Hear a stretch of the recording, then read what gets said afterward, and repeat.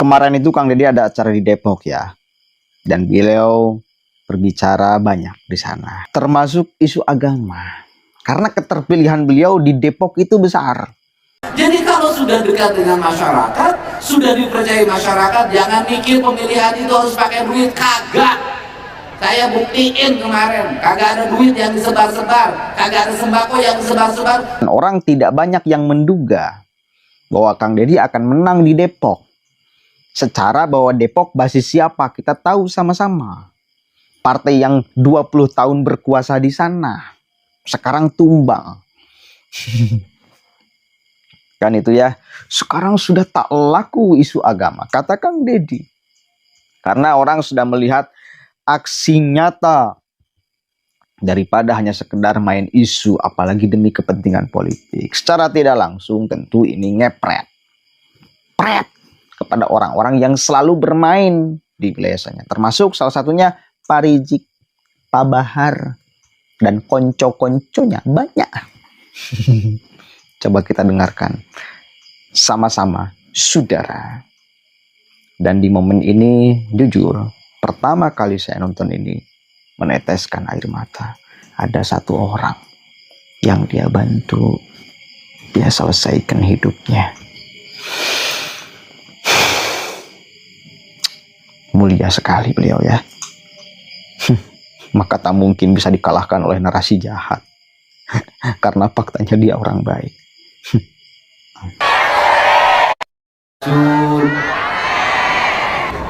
Sudah milih pemimpinnya? Siapa wali kotanya? Siapa wakilnya? Siapa yang milih Pak Wali sama Pak Wakil? Angkat tangan.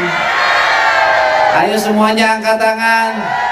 Alhamdulillah, pasti banyak yang bohong.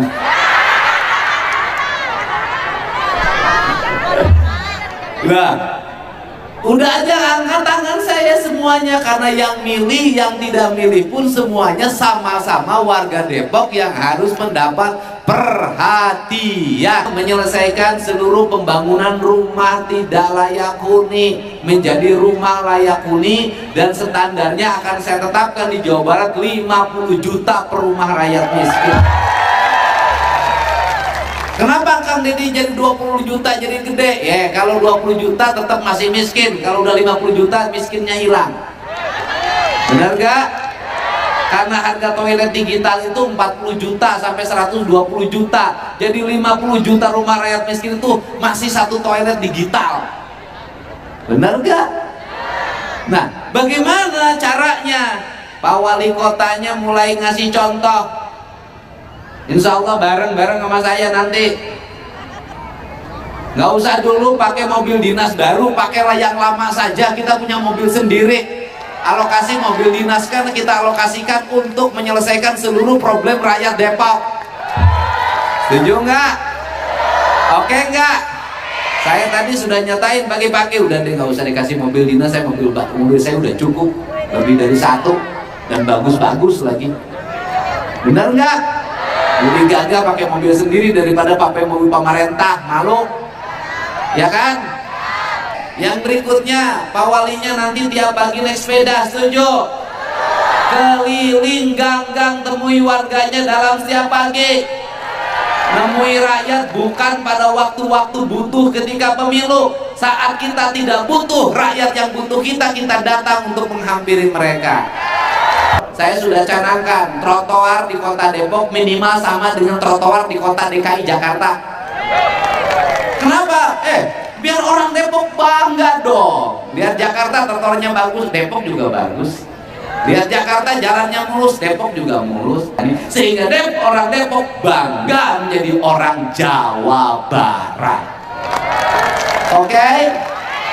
Dan saya sudah ngomong tadi sama staf gubernur, sediakan kantor gubernur untuk di wilayah Depok. Kalau belum bisa ngebangun kantor gubernur, saya mau minta ke Pak Wali satu ruangan untuk gubernur di pemerintahan kota Depok, boleh kan? Daripada harus bangun gedung baru lama. Benar nggak? Biar saya ngantor sama wali kota, kenapa?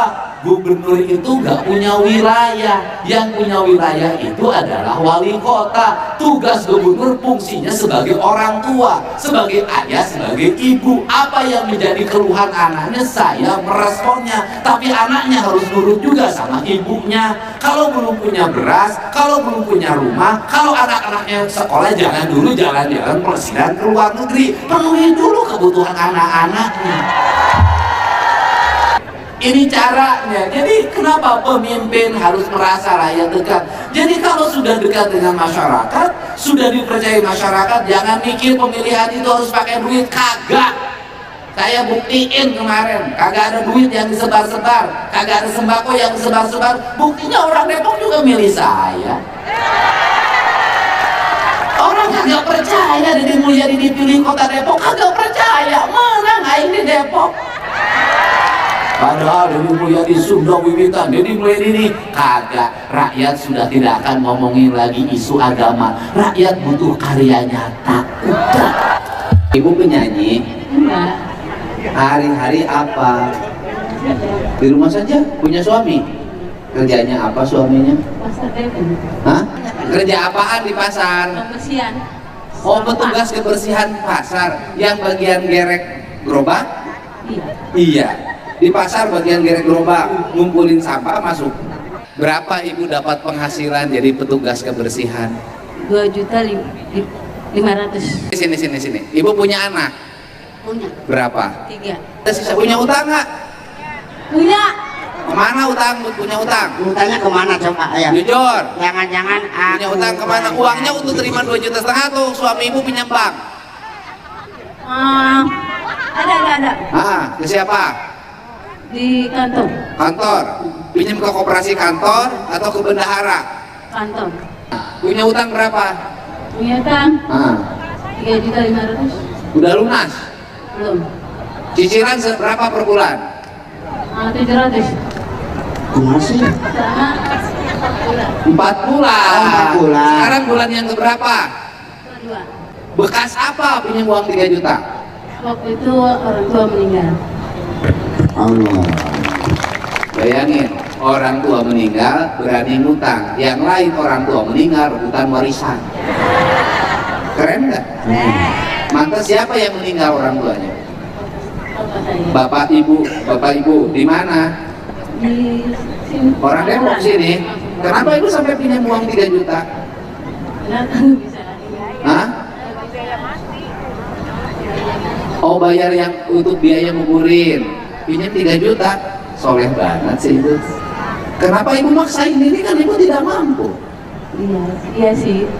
Terus? Jadi sekarang 2,5 juta sudah dipotong 700 dong. Minus dong. Nutupinnya dari mana? Kita lagi. Ke siapa? Siapa? Ibu kan susah nutupinnya, saya tahu. Ke siapa? Ke tetangga. Ke tetangga. Pinjam lagi. Berapa ke tetangga? 300. 300. Dicicil terus, sebagian pinjam tetangga, sebagian pinjam, dan itu mungkin nanti muter lagi. Ibu lagi susah ya. Tapi suami ibu hebat. Saya ini orang yang sangat mencintai orang-orang jadi tukang sapu segala macam, karena mereka tuh mulia hidupnya. Ibu ini walaupun siapa namanya? Ibu Irma Setiawati, walaupun hidup ala kadarnya dan sangat sederhana, dia mampu menyekolahkan 3 anaknya. Dia mampu makan. Dan yang paling utama, di saat orang tuanya meninggal, dia memilih untuk berhutang hanya untuk penguburan orang tua. Banyak orang yang sekolahnya tinggi-tinggi, pada saat orang tuanya sakit dia tidak mau peduli, pada saat orang tuanya meninggal dia tidak datang, tetapi setelah itu datang untuk menuntut warisan.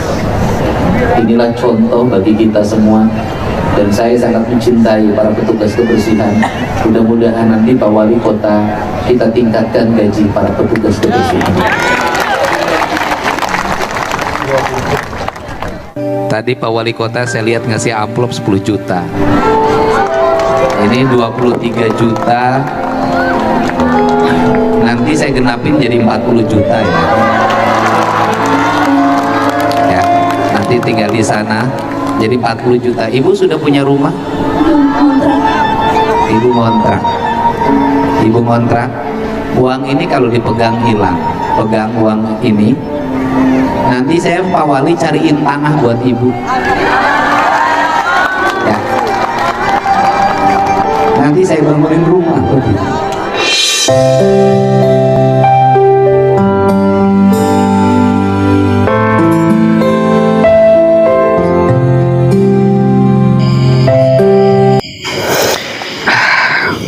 Merinding, jujur saya mau merinding kalau lihat acara Deddy Mulyadi yang seperti ini nih. Orang mungkin akan ada yang menganggap, menuduh, wah itu tabur bunga apa itu segala macam. Padahal tujuannya satu, supaya orang fokus, dibuatlah sakral, ditabur bunga apa itu segala macam. Konsep itu dipakai oleh para wali dulu kok. Di bakar menyan apa itu segala macam, itu supaya fokus, dibuat sakral supaya orang fokus mendengarkan apa yang akan disampaikan oleh Deddy Mulyadi. Dipakai konsep ini oleh para wali dulu, jadi jangan aneh-aneh kau menilainya. Dan ada satu kalimat yang saya itu jujur kalau mendengarkannya ngeri, merinding. Lagu ciptaan Kang Dede itu, susuci kucai ibu, pahit getir pahang tulang, ayun ambing merinding Pak. Jadi kita itu sebagai anak yang mesti pertama kali dihormati itu adalah ibu. Susuci kucai ibu, cukup bersuci itu pakai air dari ibu. Filosofi kita itu harus menghormati luar biasa itu kepada ibu kita. Ayun ambing yang telah mepende kalau kata bahasa Sunda itu. Apa ya bahasa Indonesianya? Ginilah, bayi itu kan suka digini-gini. Dari bayi kita dikasih sayang sama ibu. Itu tuh. Mau hidup berkah, mau hidup apapun itu kuncinya ibu. Begitu esensinya. Jadi merinding sekali. Nah, orang yang kayak gini dipersepsikan jahat, dipremingkan buruk, dipremingkan busuk. Bayangkan orang yang kayak gini kelihatan. Siapa yang tidak nangis melihat itu? Siapa yang tidak merinding? Itu aktivitas Deddy bukan sekali. Itu sering beliau lakukan, seminggu sekali lah acara kayak gini kalau saya lihat-lihat tuh. Bukan menolongnya itu bukan 1-2 juta. Hidupnya beres problemnya, utangnya dibayar, rumahnya dikasih. Apa enggak ente mau menyerah? Gelo. Satu kali lagi, makanya kemarin saya katakan orang-orang seperti Rizik Syihab dan Bahar Smith itu menolak fakta sosial. Faktanya Deddy itu memang karakternya kayak gini, sangat baik dan soleh. Lalu ente mau menafikan fakta sosial ini? Nggak bisa Pak. Semakin Anda menafikan fakta sosial, semakin Anda itu yang akan menjadi bangkai di Jawa Barat.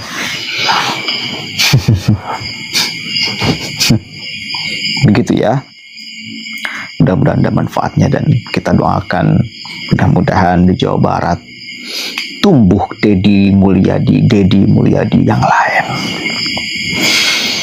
Dan berulang-ulang saya katakan dan saya tidak ragu mengatakan dan saya rasa saya tidak berlebihan mengatakan Deddy Mulyadi adalah simbol politik orang Jawa Barat, simbol politik orang Tatar.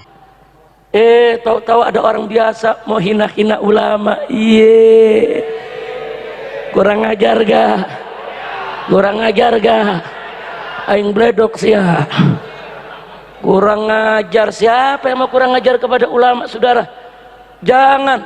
Allah maha tinggi, Allah maha mulia. Allah yang meninggikan ulama, memuliakan ulama, mengagungkan ulama, dan kita wajib memuliakan yang dimuliakan oleh Allah, meninggikan yang ditinggikan oleh Allah, menyintai yang dicintai oleh Allah. Wajib. Apalagi Nabi mengatakan dalam hadisnya, al ulama warasatul anbiya. Ulama adalah pewaris para nabi. Ya, para rasul, para nabi sudah kembali kepada Allah. Tapi jangan lupa, di sekitar kita ada pewaris-pewarisnya yang hidup bersama kita, saudara. Mereka adalah ulama. Jadi peran mereka, fungsi mereka, tugas mereka melanjutkan fungsi, peran, dan tugas yang pernah dilakukan oleh para nabi, saudara. Jadi jangan kurang ajar kepada ulama, jangan kurang ajar kepada kiai, jangan kurang ajar kepada ajengan. Mereka yang istiqamah di jalan Allah, mereka adalah aulia Allah, wali-wali Allah yang disayang oleh Allah. Kalau coba kita kurang ajar kepada mereka, Allah akan hancurkan hidup kita, saudara. Maka itu saya mau tanya ini semua, siap ikut ulama? Jawab yang kompak, siap cinta ulama? Siap ikut ulama? Siap bela ulama? Siap ambil ilmu ulama? Siap belajar kepada ulama? Siap jaga ulama? Takbir! Sallu ala nabi. Nah, jadi itu yang pertama. Satu, Nabi meninggalkan kepada kita pewarisnya. Siapa? Siapa? Siapa yang memuliakan ulama? Siapa yang mengistimewakan ulama? Siapa yang meninggikan ulama? Takbir. Satu, saya ingatkan dulu, jangan kurang ajar kepada ulama, saudara. Sekarang kedua yang Nabi tinggalin, saudara. Nabi katakan dalam hadisnya sebelum beliau wafat, saudara, taraktu fikumus tsaqalain. Aku tinggalkan kepada kamu dua peninggalan yang berat, yang kalau kamu pegang kuat itu semua kamu selamat. Kamu selamat. Semua kamu akan bertemu denganku di telagaku nanti. Apa itu gerangan yang pertama? Kitab Allah, Al-Quran. Wajib Al-Quran kita jadikan sebagai imam kita, saudara. Nabi mengatakan dalam hadis yang lain, man ja'alal Qur'ana amamah qadahu ilal jannah, wa man ja'alahu wara'a dhahri saqahu ilan nar. Barang siapa yang menjadikan Al-Quran di depan dia sebagai imam, sebagai petunjuk, sebagai pedoman, saudara, dia tunduk kepada apa yang ada di dalam Al-Quranul Karim, dia amalkan tuntunan Al-Quranul Karim, qadahu ilal jannah. Al-Quran akan menuntun dia masuk ke dalam surga. Amin ya rabbal. Tapi sebaliknya kata Nabi, wa man ja'alahu wara'a dhahri. Barang siapa yang menjadikan Al-Quran di belakang tulang punggungnya, dia amalkan Al-Quran, dia nggak mau jadikan Al-Quran sebagai imam, pedoman, petunjuk, saudara, bahkan dia lawan itu hukum Al-Quran, dia nggak redho dengan ketentuan Al-Quran yang seperti ini, hati-hati, saqahu ilan nar, mereka akan masuk ke dalam neraka. Na'udzubillah min dalik. Makanya Al-Quran jangan dilepas. Dan ingat, manusia yang paling paham isi kandungan Al-Quran adalah Rasulullah Sallallahu Alaihi Wasallam. Makanya Nabi, Allah katakan kepada Nabi, kenapa tuh Al-Quran diturunkan? Litubayyina linnasi ma nuzzila, untuk kau jelaskan kepada umat manusia itu ya Muhammad apa yang diturunkan kepada mereka. Maka itu kalau berpegang teguh kepada Al-Quran, otomatis wajib berpegang teguh kepada sunnah Nabi kita Muhammad Sallallahu Alaihi Wasallam. Kira-kira jelas tidak? Jelas tidak? Nah yang kedua, saudara, kata Nabi, taraktu fikumus tsaqalain, dua peninggalan aku tinggalkan. Kitab Allah yang pertama, nggak bisa dipisah sama sunnah, saudara. Yang kedua adalah, saudara, itrati ahli baiti, keturunanku yang merupakan ahlul baitku. Ini hadis sahih, saudara. Bahkan Sayyidina Abu Bakar Siddiq radhiyallahu ta'ala anhu, sebagaimana diriwayatkan oleh Al-Imam Al-Bukhari dalam kitab sahihnya, mengatakan kepada kita semua, urqubu Muhammadan fi ahli baiti. Jagalah kehormatan nabimu dengan menjaga kehormatan keluarganya. Ini Nabi yang pesan, saudara. Tahu-tahu sekarang ada yang mau hina-hina keturunan Nabi. Tahu-tahu ada yang merendahkan keturunan Nabi. Iye. Ente ye-nya yang kompak dong. Kurang kompak. Kurang panjang. Dulu nih intermezzo dulu nih sebentar nih. Waktu saya masih kecil, masih umur 9-10 tahun, itu kalau lagi ribut nih sama teman sepantar, terus saya diledek, itu sakit hatinya sampai ke dalam, sampai gede nggak lupa tuh digituin tuh. Jadi makin panjang makin sakit ke dalam hati. Paham? Tahu-tahu tuh ada yang menyela-nyela nasab turunan Nabi. Begal nasab ngaku turunan Nabi. Kacau tidak?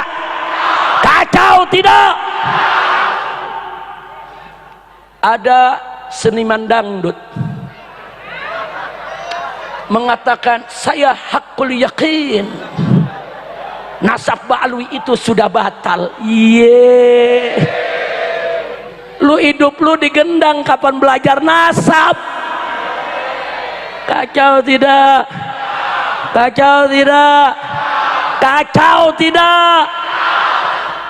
Hati-hati saudara, jangan main-main soal nasab. Ada 2 hadis yang saya mau sampaikan. Yang pertama, man intasaba ila ghairi abi fahuwa mal'un.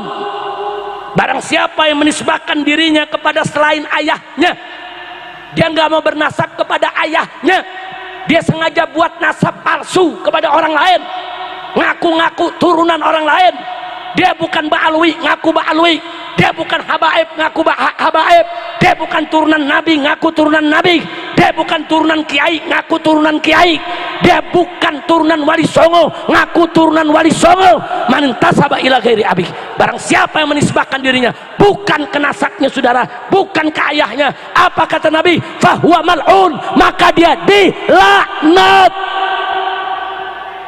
Na'udzubillah min. Mau dilaknat oleh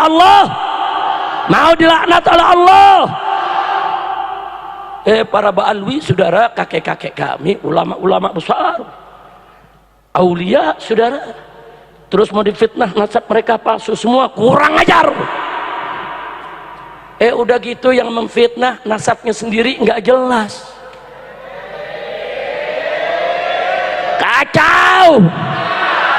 Kacau tidak? Ntar bin Sarmat, ntar bin Utsman, lu bagaimana nasab lu? Astagfirullahaladzim min kulli dzambin azim. Saya mau tanya, kacau tidak? Ada pakar ikan nila ngaku ahli nasab.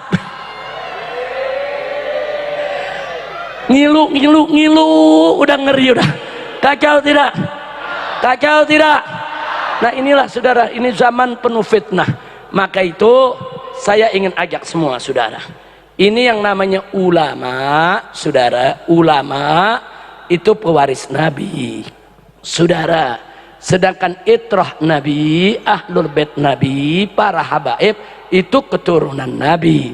Ini dua-duanya peninggalan Nabi yang sangat mulia, harus kita jaga. Jangan mau kita diadu domba. Betul? Dulu-dulu sebelum begal nasab ada, kita aman-aman aja, betul? Kiai ama habaib akur, kiai ama habaib nyatu, kiai ama habaib peluk-pelukan. Bahkan banyak yang bebesan. Saudara. Berapa banyak kiai-kiai di Jawa Barat mantunya para habaib saudara. Betul?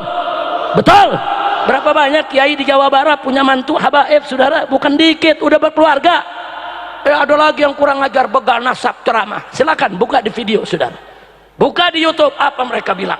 Hei umat Islam Indonesia, hati-hati, Ba'alwi itu penjajah. Mereka datang seperti orang Israel datang ke Palestina. Datang saudara, kemudian mereka pura-pura baik. Nah, begitu mereka sudah diterima oleh bangsa Palestina, kemudian mereka ingin menjajah Palestina dan merebut negara Palestina.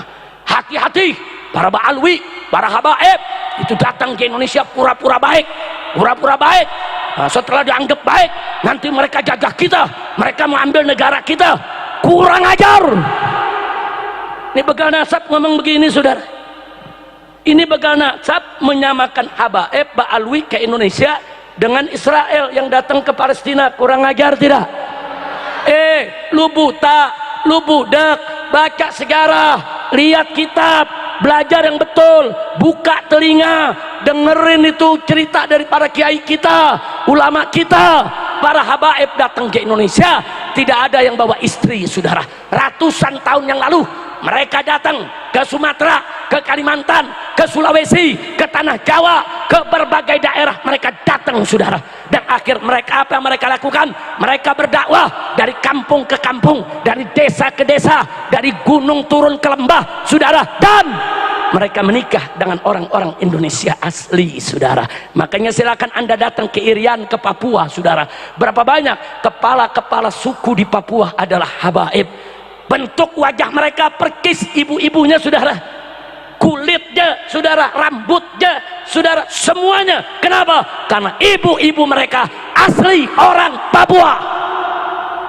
Mereka sudah turun-temurun, bukan mereka menjajah, mereka menyebarkan Islam, menyebarkan kasih sayang, bahkan berbaur dengan bangsa Indonesia. Bahkan habaib yang ada sekarang, saudara, ibu-ibu mereka, nenek-nenek mereka, kebanyakan adalah orang Indonesia asli.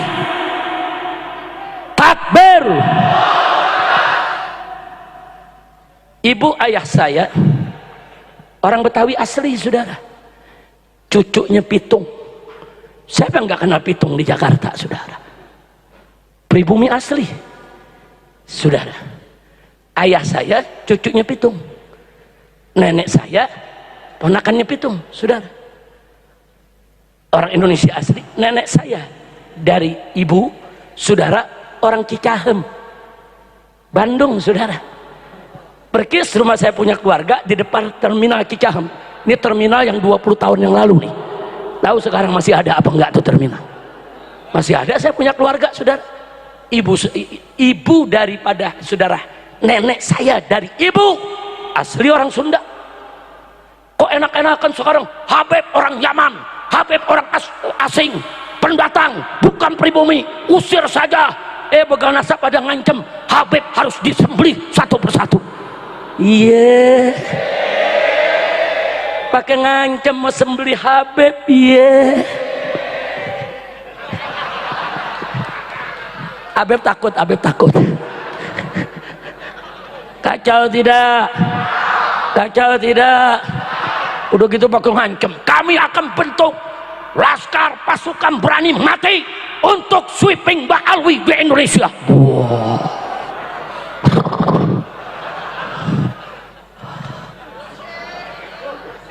Diamin belawan, diamin belawan. Saya jawab di mimbar-mimbar, bukan sombong, bukan sombong. Tapi kan kalau ancaman nggak boleh didiemin, betul? Betul? Saya bilang nggak apa-apa, silakan bentuk pasukan berani mati. Saya akan bentuk pasukan berani matiin. Setuju? Takbir. Ada ibu-ibu nanya, Habib galak bener berani matiin. Bu, bu, suara ibu nggak ada. Bu, angkat tangannya semua, bu. Bu, alhamdulillah masih ngedengerin, bu. Ibu-ibu sadayana ngartos tengartos, terang terang. Sadayana parantos ngartos, abdi mah tengartos bahasa Sunda. Ngertina nggak seetik. Lanjut, lanjut. Saudara, kenapa mesti dibuat pasukan berani matiin? Karena kesian dong. Pasukan berani mati, nggak ada yang matiin, kan kesian. Betul, betul, betul. Jadi setuju saya bikin pasukan berani matiin? Takbir, setuju tidak? Setuju tidak?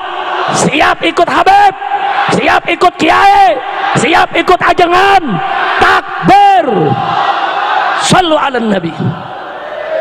Tapi alhamdulillah, saudara, sebelum saya lanjutkan, alhamdulillah ada kabar rahasia dibongkar oleh Syekhuna Al-Muhtaram Al-Mukarram, Syekhuna Al-Walid Kiai Haji Miftahul Akhyar. Beliau dulu ketua umum Majelis Ulama Indonesia dan beliau pernah jadi Rais Am, yaitu PB Nahdlatul ulama. Beliau ulama besar di Indonesia. Beliau tinggal di Jawa Timur, saudara. Dalam satu sambutan beliau sampaikan, ini ribut-ribut soal nasab, ini ada bohirnya. Orang Sunda tahu bohir gak? Bandar. Calo. Nah, tahu calo? Tahu bandar?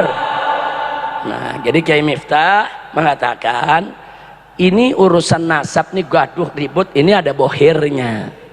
Terus beliau bilang, saya tanya, kata beliau, kepada Kapolda Jawa Timur, Pak Kapolda ini kenapa sih ribut-ribut soal nasab kok begini? Ini kan bahaya kalau dibiarkan. Ini bisa mecah belah bangsa ini. Ini membahayakan keutuhan NKRI. Apa kata Kiai Miftah? Dijawab oleh Kapolda. Kapolda bilang, ya maklumlah Kiai, itu kan mainannya jenderal-jenderal Jakarta. Paham? Nah sekarang saya mau tanya nih, semua nih orang Bandung, mau dimainin jenderal? Maka itu saya mau tanya, siap bersatu, siap bersaudara, siap berjuang bersama, takbir. Ya memang yang begini mainan jenderal. Di Jakarta ada jenderal tua, kumisnya panjang ke bawah. Tahu jenderal tua? Tahu? Lu jangan sebut namanya, ditangkap loh. Saudara, ini jenderal tua terang-terangan kok, ada rekaman di video, dia bilang, saudara, Arab itu kan pendatang, Habib itu cuma bisanya bikin rusuh, dia benci Arab, dia benci Habib, dia pengen adu domba kita semua. Kurang ajar tidak? Saya mau tanya sekarang, ini yang korupsi triliunan Habib bukan? Jawab Bang, Habib bukan? Yang bikin pagar laut Habib bukan? Yang nyogok kanan kiri Habib bukan? Yang ngerampok uang rakyat Habib bukan? Lah kok Habib yang dimusuhin? Kacau tidak? Jangan mau diadu domba. Maka itu yuk kita lihat nih sekarang nih, ada Habibnya, ada kiai, ada ulama, alhamdulillah. Nah karena itu saya nggak mau berpanjang lebar soal nasab, saudara. Waktu soal anak nasab ini heboh, saudara, saya punya menantu menghadap saya, Habib Hanif. Beliau sampaikan, Abah ini bagaimana Pak? Ini sekarang nih Pak Alwi diserang habis-habisan, difitnah begini dan begitu. Saya bilang, selama dia lempar fitnah dengan ucapan, jawab dengan ucapan. Kalau mereka pakai dalil, jawab dengan dalil. Kalau mereka bikin risalah, jawab pakai risalah. Kalau mereka nantang debat, datang. Ditantangin berdebat. Saudara, kita akan siap berdebat 3 hari 3 malam dengan Bapak Alwi. Begitu Habib Hanif datang, kabur. Al-Kaburi, nasabnya nasab Al-Kaburi. Saudara ngomong, saudara, akhirnya Habib Hanif mengatakan, Abah ini bagaimana? Mereka udah kabur, tapi di mana-mana ngomongnya minta debat lagi. Saya bilang nggak usah diladenin lagi. Kalau sudah 2-3 kali diajak berdebat dia tidak datang, jangan diladeni lagi. Anjing menggonggong, kafilah berlalu. Tapi kapan-kapan boleh juga anjing menggonggong, timpuk sama batu. Kira-kira jelas gak? Anjing menggonggong, kafilah berlalu. Kalau gonggongannya masih bisa ditolerir. Kalau udah kelewatan, anjing menggonggong, timpuk sama, setuju, takbir. Nah akhirnya saya amanatkan kepada Habib Hanif. Habib Hanif, hubungi ahli-ahli nasab, konsultasi dengan para ulama, para kiai, konsultasi ke Sidagiri, konsultasi ke Sarang, tempat Mbah Maimun Zubair, ada Gus Najih di sana. Konsultasi, tanya kepada ulama-ulama, minta kirim orang-orang yang ahli, baik ahli dalam urusan nasab, ahli dalam urusan DNA, ahli dalam bidang sejarah, ahli dalam berbagai macam data. Dikumpulkanlah, jadilah tim pengawal persatuan umat. Akhirnya mereka bekerja berbulan-bulan, saudara. Berhasil mereka tuliskan, jangan judul keabsahan nasab Ba'alwi, membongkar penyimpangan pembatalnya. Ini semua lengkap. Nah, kitab ini juga bisa hadir salah satunya atas dorongan saudara ajangan Kiai Mukhtar dari Pondok Pesantren An-Nizam di Sukabumi, saudara. Nah, saya ketemu dengan beliau di pondoknya, beliau bilang, Habib, kami para kiai ini resah, cinta kami kepada habaib, kepada keluarga Nabi udah nggak usah ditanya. Bukan Habib saja yang marah, kami nih kiai marah, Beb, ini Mbak Alwi dihina begini, marah. Tapi kami juga mesti mengakui keterbatasan kami. Selama ini pondok pesantren kami nggak ngajarin soal nasab, dan kami nggak menguasai ilmu nasab. Tolonglah Habib, kumpulkan orang-orang yang ahli, buat buku supaya bisa jadi pegangan kita. Ini hasilnya, saudara. Alhamdulillah, ini semua kiai kita berikan. Guru kita Buya Busairi Muslim, saudara, dari tadi dari awal saya datang udah lihat nih kitab. Saya bilang gak usah khawatir kiai, semua kiai-kiai akan dibagikan gratis, insya Allah. Nah, jadi kalau ada kiai-kiai pimpinan pondok pesantren yang belum dapat, nanti hubungin Habib Zaki, ketua FPI Jawa Barat. Kita masih banyak stopnya di Jakarta, nanti akan kita kirim, bagikan untuk kiai. Nah, untuk kiai kita bagikan. Untuk para santri bagaimana? Para santri nanti bisa dikirimin PDF-nya saja. Nah, jadi bisa cetak sendiri, bisa buka di komputer, insya Allah. Ini bukunya, beberapa kiai sudah kita bagikan ya ikhwan. Dan ini ada sambutan Kiai Haji Sukron Makmun, ada sambutan saudara juga dari Sarang, ada sambutan juga dari Kiai Abdullah Mukhtar, saudara yang di Sukabumi. Jadi termasuk dari UAS Ustadz Abdus Somad, saudara, semua membaca dan memberikan sambutannya. Ini untuk mempersatukan umat, merajut kembali, jangan sampai kita diadu domba. Kenapa ini penting, saudara? Maaf, jangankan orang awam, saudara, sekelas kiai aja ada yang terpengaruh, saudara. Jangankan orang awam, sekelas kiai, saudara, masih mau ngundang para begal nasab untuk ceramah di tempat mereka. Sedih kita, saudara. Begal-begal nasab yang ngadu domba umat, yang ngadu domba kiai, yang ngadu domba Mbak Alwi, jangan dikasih panggung, jangan dikasih ruang, jangan dikasih kesempatan untuk mengadu domba umat Islam, saudara. Kira-kira jelas tidak? Jelas tidak? Umat sedang bersatu, umat sedang aman, damai, nyaman. Kenapa harus mengundang yang ingin memecah belah umat? Itu saya sesalkan, saudara. Tapi nggak apa-apa, kitab ini tetap akan kita kirim ke semua kiai, saudara. Baik kiai-kiai, saudara, yang tetap istiqomah cinta kepada para habaib, maupun kiai-kiai yang sudah terpengaruh dengan fitnah ini, akan kami kirimkan kitabnya agar bisa menjadi bahan mutolaah, supaya mereka lihat sendiri dan agar mereka bisa menilai sendiri, insya Allah. Nah, jadi itulah sebetulnya harapan saya tadi Habib Hanif hadir di sini. Untuk apa? Untuk bisa membedah kitab ini, saudara. Tapi karena beliau berhalangan, insya Allah di waktu yang lain, insya Allah. Nah, sebelum saya akhiri, tadi kita bicara tentang hadis dhaif dan kitab Ihya Ulumuddin. Saya saran, sekedar saran, saya sudah sampaikan ke Kiai Haji Salimul Afif, pondok pesantren Sidagiri ini pondok pesantren tertuanya NU, saudara.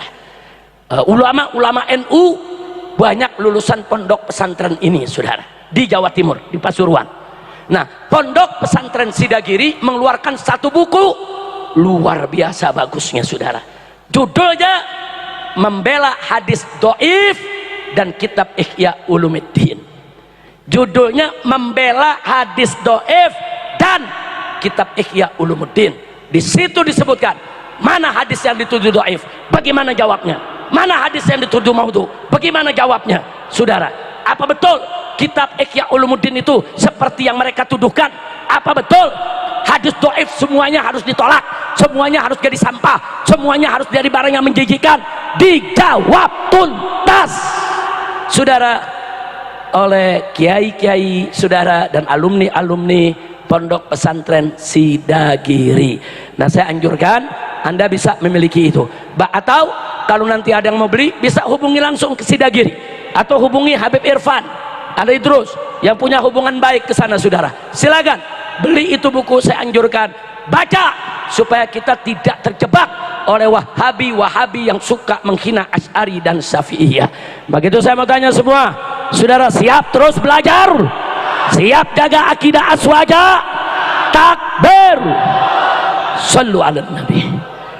Nah, sebagai penutup, saudara, karena acara ini, saudara, adalah acara Isra Mi'raj, sekaligus juga saudara untuk mendoakan Palestina. Saya ingin memberi kabar, alhamdulillah sudah beberapa hari ini gencatan senjata sudah berlaku, saudara. Perang sudah dihentikan, sehingga pintu-pintu perbatasan sudah terbuka.